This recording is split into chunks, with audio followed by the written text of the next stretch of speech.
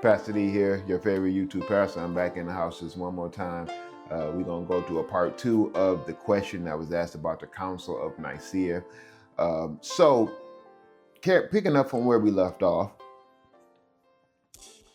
Constantine tried to do things the right way. And he found, and we find that even today that what he did was kind of, it didn't help, but it hindered certain areas. So we look at things like our holidays. Okay, let's touch on that. So Constantine said, so how can I get the Christians and the pagans to worship together? So when during the winter solstice, when the pagans worship the winter god, he said, we're going to make that today, since they worship the sun on this day. We're going to say in December 25th, right at the peak of winter, we're going to say that's the day that Jesus was born. So not only are the pagans worshiping the sun, the Christians are going to worship the sun. The pagans worship the S-U-N, the Christians worship the S-O-N.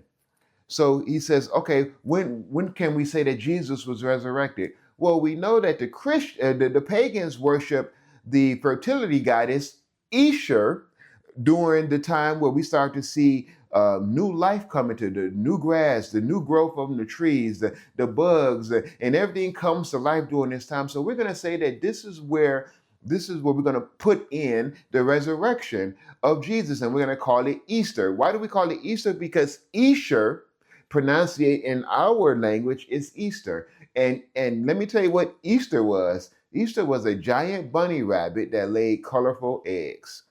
So when we talk about the Easter bunny, that is the fertility goddess that the pagans worshiped. Halloween is just Halloween. We know what Halloween is. That was a Druid time where they focused on the dead rather than the living, and they felt that the dead could come back to life for that one little time, that one day, and they could torment the living.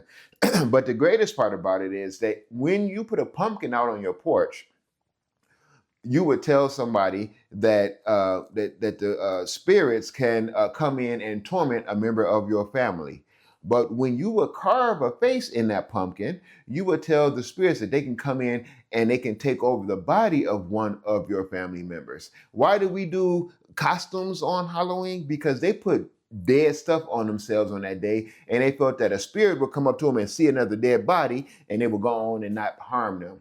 So a lot of things came out of the Council of NICEA that were good, and a lot of things that came out of it that were not so good. So I'll keep it going if I can, but we're going to move on to the next question, y'all. Pastor D.